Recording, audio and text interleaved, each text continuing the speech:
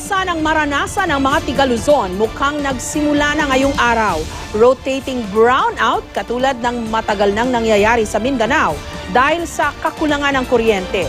Bumigay kasi ang dalawang malalaking planta ng kuryente sa Luzon, perwisyo sa mga residente at masama ang epekto sa mga negosyo. Live mula sa Caloocan, may report si Cedric Castillo. Cedric. Yes, Jessica, simula pa noong Miyerkules ay manipis na raw ang reserba ng kuryente sa Luzon ayon sa National Grid Corporation of the Philippines, pero hindi naman daw sana magkakaproblema sa supply ng kuryente. Yun nga lang, ngayong hapon ay isa pang power plant sa probinsya naman ng Quezon ang nagkaproblema rin. Dinadayo raw ang pansit sa restaurant na ito sa Monumento, Caloocan City. Pero kanina, pagpatak ng alas 3:30 ng hapon, biglang nabakante ang mga upuan. Paano ba naman kasi biglang nawalan ng kuryente? Pwede naman daw sanang tiyagain ang ilang nakasinding kandila. Pero dahil kasumpa-sumpa raw ang singaw at init sa loob ng kusina, walang makatagal. Kaya ang mga staff, break muna sa trabaho. Kuha ng order. Kasi walang ilaw, mainit at higit sa lahat, yung tubig. Kailangan lagi merong ilaw para safe sa mga customer natin. Nakikita natin na malinis ang ating siniserve. Baka mamaya iba yung sahog na ilalagay mo dyan eh. Pagka ganitong wala ko ilaw? Mahirap. Mahirap mag-operate. Kundi nga ba naman daw parang nanunukso kung kailan katirikan pa ng nagngingit-ngit na araw, hindi makapag-aircon o electric fan. Yung may ventilador at may ilaw, may hangin, mainit. Yung pa kayang wala. Paano kayo kanina? Di lumabas dito sa karsada, mainit parang impyerno. Walang warning. Tapos na bago masabi nila na na magbo-brown out isang oras. Pare-pareho ng daing ang mga nasa pool ng rotating brownout na nagsimula 1:30 hanggang alas 5 ng hapon kanina. Kabilang dito ang ilang bahagi ng lungsod ng Maynila, Caloocan, Navotas, Malabon at Quezon City, maging ilang bahagi ng Bulacan at Cavite. Ang pinakamalakas na umaray, yung may mga negosyong natenga. Mula, sobrang laki ng ilaw ngayon. Dati, kumukonsumo lang kami ng 400, ngayon 700 na. Brownout na ngayon. Sabi ng National Grid Corporation of the Philippines, Miyerkules pa lang, nagkaproblema na sa supply ng kuryente sa Luzon nang masira ang Sual Power Plant sa Pangasinan dahil sa technical problem.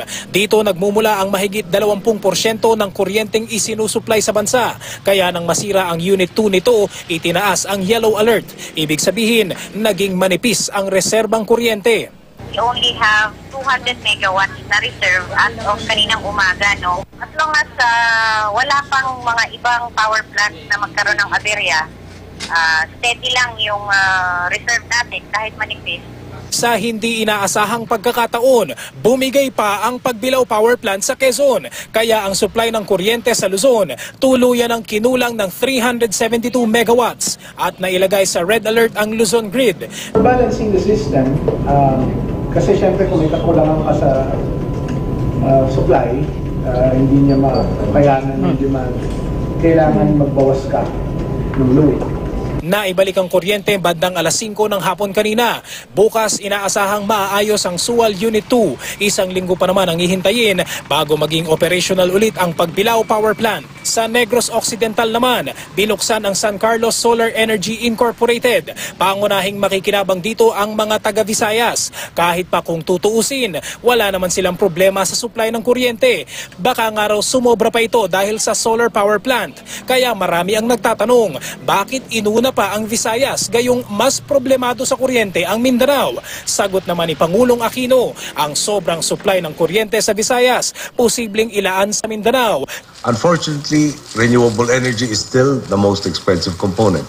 It follows that if our entire energy mix is derived from renewable sources, then the price of electricity, which people are already complaining about today, will rise even more. Government therefore has to strike a balance. Jessica, sa simula ngayong gabi hanggang sa darating na weekend ay kumpiyansa naman daw ang Department of Energy na hindi na magkakaroon ng rotational brownouts. Ito raw ay dahil kumpara sa weekdays, mas maliit ang demand ng kuryente kapag Sabado at Linggo. Jessica? Okay, Cedric, pakilinaw lang, nag-breakdown yung mga planta pero dahil din yon sa kulang ang supply ng kuryente. Tama? I wouldn't say, Jessica, na dahil yun sa kukulangan ng supply ng kuryente. Ang explanation dyan ng National Grid Corporation of the Philippines saka ng Department of Energy, itong Suwal Power Plant sa may Pangasinan ay meron silang naging problema doon sa kanilang boiler. In fact, ang sinabi ng DOE, ito raw ay medyo may kalumaan na, kaya yung efficiency niya ay talaga na-expect daw na minsan na hindi na ganun kataas.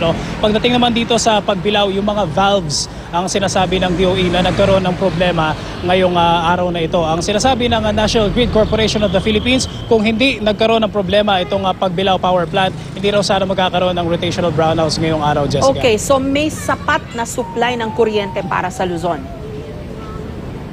Tama, Jessica. In fact, yung sinasabi nila na meron daw 200 megawatts pa na reserba ng energy. Medyo maliit ito dun sa talagang ina-expect. Although ang sinabi rin ng Department of Energy ay tumataas, so patuloy na tumataas yung demand kahit na na-reach na yung capacity, yung around 2,000 megawatts yung capacity niyan, pero lumampas na yung naging demand. So talagang i-declare na ng yellow alert at sinabi rin ng Department of Energy, possible daw na by next week ay posibleng yellow alert pa rin daw in terms of supply ng kuryente, kasi nga inaasahan at ina-anticipate na mataas pa rin o mainit pa rin yung magiging lagay ng panahon, Jessica. Kasi alam naman natin na pag mainit ang panahon, tumataas din yung ating konsumo dahil nag-electric fan tayo, nag-aircon, yung ating refrigerator, mas hirap gumawa ng yelo at lamig, kaya tumataas yung konsumo. So nilinaw ba ng mga kinaukulan ng Department of Energy kung hanggang kailan itong rotational brownout na ito mararanasan ng ilang bahagi ng Luzon? Cedric. Okay, Jessica, ang sabi ng Department of Energy, it's possible daw at pinipilit daw na yung naging damage o yung naging yung repairs na ginagawa doon sa Suwal Power Plant sa Pangasinan ay matatapos na by tomorrow. Whether or not maayos ito by tomorrow, hindi na ina-expect na magkakaroon ng rotational brownouts. Pero since sinabi nila na by tomorrow, maayos na ito, it's possible na by next week ay kumbaga kahit pa paano ma-normalize yung supply ng kuryente sa Luzon, Jessica. Okay, at pakilinaw lang, ano nga ibig sabihin ng yellow alert para dun sa mga ngayon lang nakarinig niyan? Okay, Jessica, pag sinasabing yellow alert daw, ibig sabihin nito medyo nagpa-fluctuate daw, kaya medyo posibleng magkaroon na ng problema dun sa supplier o dahil nagiging mahina na. Sa case ng mga nakaraang araw ay bumaba na yung reserve natin sa 200 megawatts. Kumbaga manipis na yung term na sinabi ng National Grid Corporation of the Philippines, manipis na yung reserve. Pero pagdating dun sa red alert, yun talaga yung kailangan nila na bawasan yung konsumo natin. In this case today, nagkaroon ng rotational brownouts para daw talagang masuplayan lahat ng area sa kailangan ng kuryente, Jessica. Kasi sa intindi ko, mukhang supply problem talaga kung yellow alert, Cedric. Tama yun, Jessica. Nakadagdag pa nga dyan yung naging damage nitong sa Suwal Power Plant, itong Pangasinan. It's possible na yun yung naging dahilan kung bakit humina o umunti o bumaba yung supply ng kuryente natin. Plus, nadagdagan pa ng damage nga dito sa may Pagbilao na ang sinasabi naman ng DOE, it's possible abutin pa ng 1 linggo ito namang Pagbilao Power Plant bago tuluyang ma-repair, Jessica. Okay, ganito na lang. Siguro to put it in the right context, ang naging primary cause nitong rotational brownout na nagsimula ngayong araw, dahil nag-breakdown yung dalawang planta, yung Suwal at saka yung Pagbilao. Pero as a result of this, naging manipis yung reserba ng kuryente, kaya yellow alert. Tama, Jessica. Nung nagkaroon ng damage yung Suwal Power Plant, naging manipis yung reserba ng ating energy. And then nung nasira yung Pagbilao Power Plant, tuluyan na nga naging red alert. Ibig sabihin talagang kumonti na, if I'm not mistaken, around 375 megawatts yung kinulang dun sa supply. Kaya nagkaroon na o kinailangan na magkaroon ng rotational brownouts, Jessica. Kasi matagal na natin yan gustong i-zero in pagka sa Department of Energy ang nagbibigay ng mga pahayag.